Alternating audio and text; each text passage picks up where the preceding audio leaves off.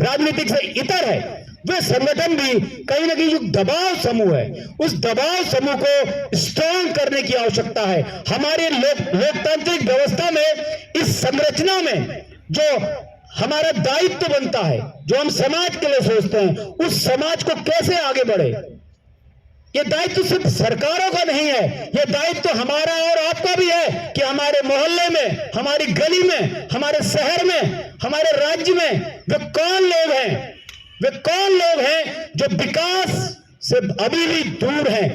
जो महात्मा गांधी जी ने सोचा था कि जब तक विकास को हम नहीं मानेंगे, जब तक वह व्यक्ति जो विकास की दौड़ में सबसे पिछड़ गया है, वह आगे कैसे बढ़ेगा।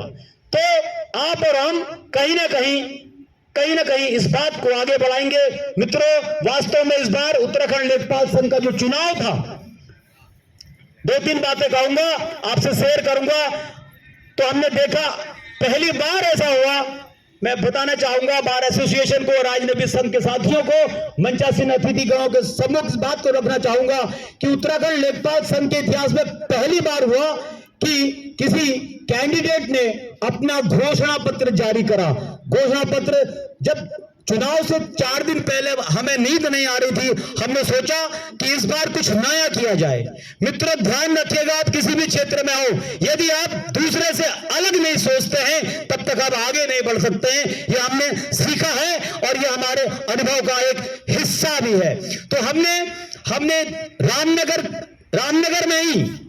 रामनगर में ही 3 दिन पहले जो सोचा था उसे कागज में उतार दिया, और कागज में जो उतारा उसका हमने नाम रखा था घोषणा पत्र दून मैनिफेस्टो 2022, क्योंकि देहरादून में चुनाव होना था। हमारे बायोलॉजी में है कि देहरादून में चुनाव होना था।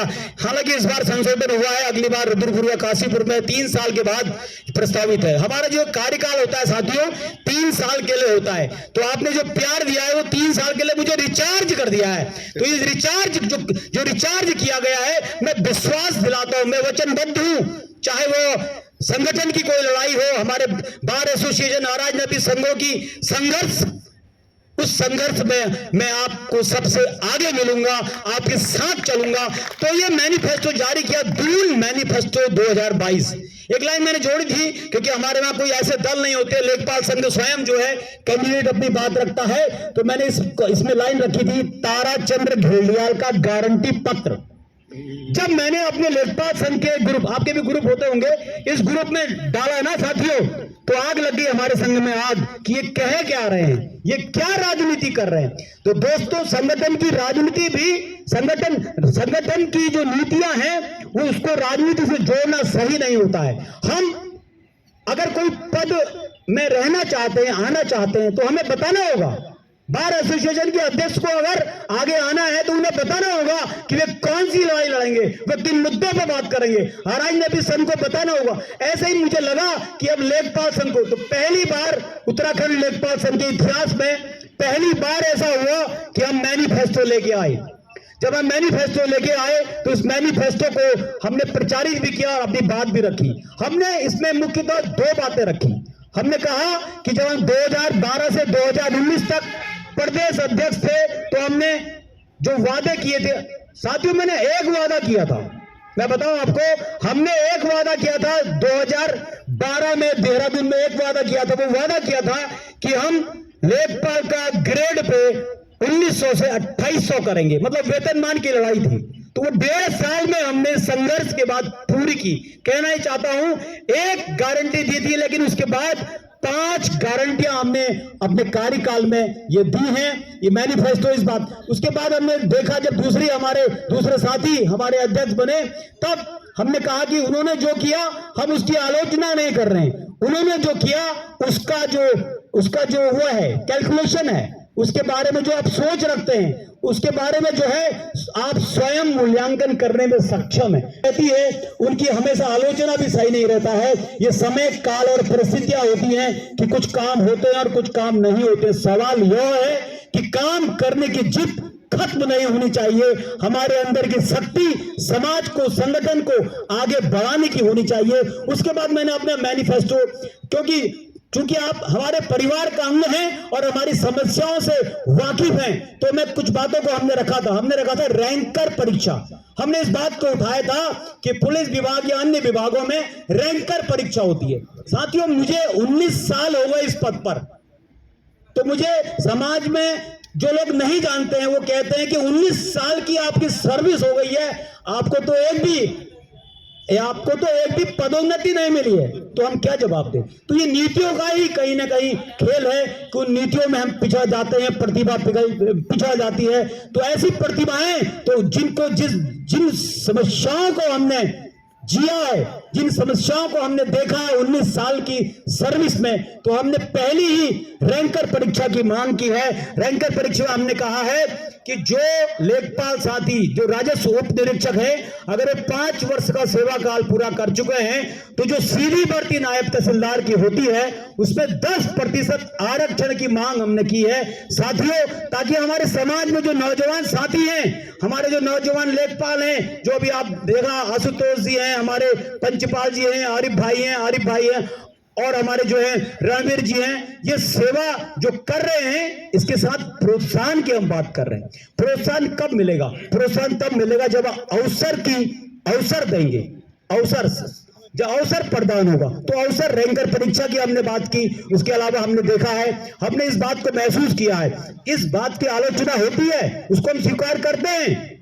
यह आपने देखा होगा, ये समझा होगा, उस पीड़ा को भी हम बताते हैं। आपने देखा होगा कि आपको लगता है कई बार कि तहसील में जो है समय से काम नहीं होता है, कुछ मामले में आपको लगता होगा, तो उसका मैं बता रहा हूं कि वास्तविकता क्या है, क्योंकि आप हमारे परिवार का अंग हैं और कहीं ना कहीं जितने भी कार्य तहसील में या बार के माध्यम से या हमारे अराजनबी संघ के माध्यम से जो भी काम होते हैं वो होते हैं तहसील से हैं। अब तहसील में हमारे साथी, बता दूं आपको, तहसील में है 16 पद, 16 लेखपाल क्षेत्रों का पूरा रामनगर है, धनी जी आपको संज्ञान में है, 16 क्षेत्रों का लेखपाल क्षेत्र है। लेकिन हमारे वहां कई सालों से देख रहे हैं आप, लेखपाल की भर्तियां नहीं हो रही हैं।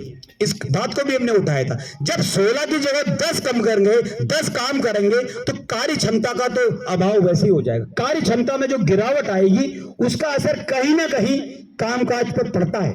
हम इस बात को स्वीकार करते हैं, इसलिए हमने इस बात को कहा है, हमने अतिरिक्त क्षेत्रों का जो कार्य बहिष्कार रखा है उस पर जल्दी हमारी प्रांतीय बैठक होगी और हम चाहेंगे कि कार्य बहिष्कार लगभग 10 से 12 दिन में वापस होने जा रहा है। इस बात को हम रख रहे हैं, लेकिन ये हमने संकेत दिया था सरकार को कि आप जो है हमारी सुन नहीं रहे हैं। हमने कहा कि जब बेरोजगारों की फौज हमारे उत्तराखंड में है, जब सेवा नियोजन कार्यालय से आप लिस्ट लेंगे ना, तो देखिए कितने हमारे बेरोजगार साथी बढ़ रहे हैं। वो कहीं ना कहीं आपके और हमारे परिवार के सदस्य हैं। यदि उन्हें समय से नौकरी नहीं मिलती है तो कुंठा होती है साथियों, और उसका असर कहीं ना कहीं हमारे कामकाज पर पड़ता है। तो हमारी ये कोशिश है कि बहुत जल्दी हमारे जो लेखपाल साथी हैं वो नए साथी आए।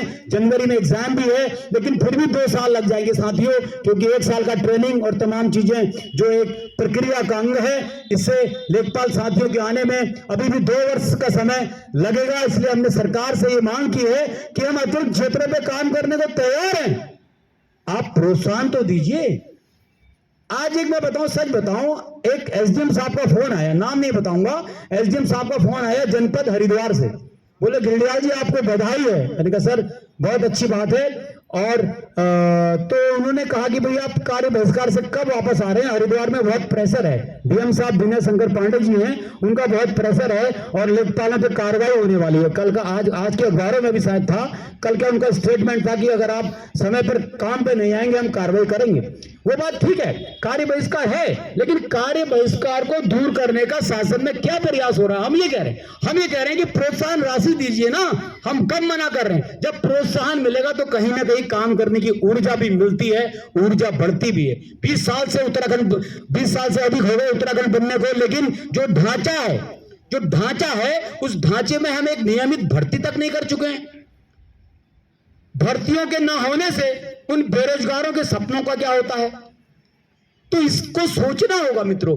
तो लेखपाल संघ में जो हमें जिम्मेदारी, एक सेवा का मौका मिला है, तो हम हम इस बात को उठा रहे हैं कि कोई भी लेखपाल क्षेत्र खाली ना रहे। लेखपाल क्षेत्र खाली होगा तो उसका प्रभाव आप पर, हम पर, समाज पर और उन बच्चों पर जिनके प्रमाण पत्र समय से नहीं मिल पा रहे हैं। अब हम देख रहे हैं, देखिए समस्या क्या है। आप जानते हैं आज जो 10 साल पहले प्रमाण पत्र बनते थे, मैं बहुत कटु सत्य बात कर रहा हूं, जो प्रमाण पत्र 10 साल पहले बनते थे वो उनकी संख्या, रामनगर शहर की बात करूं तो एक दिन में कितना 15, 20, 30, लेकिन आज जनसंख्या बढ़ती हुई जनसंख्या है, बेरोजगारों की आप देख रहे हैं लाइन लगी है, तो प्रमाण पत्रों का भी समय पर बनना जरूरी हो जाता है। लेकिन जब एक हमारे राजस्व उप निरीक्षक पर एक के बजाय एक दिन में 100 का निस्तारित करना है तो उस 100 का वेरिफिकेशन तो नहीं हो सकता साथियों। आप देखिए उनकी जगह हमारी जगह अपने को रखिए, क्या एक दिन में 100 प्रमाण पत्रों की जांच हमारा राजस्व उप निरीक्षक कर सकता है? नहीं कर सकता है। तो यही हम बात बताने की कह रहे। तो एसडीएम साहब ने बोला कि भाई हमने तो 4 एसडीएम क्षेत्र देखे, जनता परेशान है, वो जनता हमारी भी है और आपकी भी है। तो कह रहे हाँ ये बात तो सही है गर्डियाल। तो मैंने कहा यही हम बात कह रहे हैं, समझाना चाह रहे हैं कि हम कार्य बहिष्कार या आंदोलन हमारा कभी रुक नहीं रहा है, लेकिन हम चाहते हैं कि काम हो, काम गुणवत्ता के साथ हो। गुणवत्ता कब होगी साथियों? जब हमारा कोरम पूरा होगा, जब हमारे सारे पद होंगे, सारे पद जो हैं सर्जित पद है उसके अगेंस्ट। अभी एडीएम साहब आए थे आज दिन में, श्री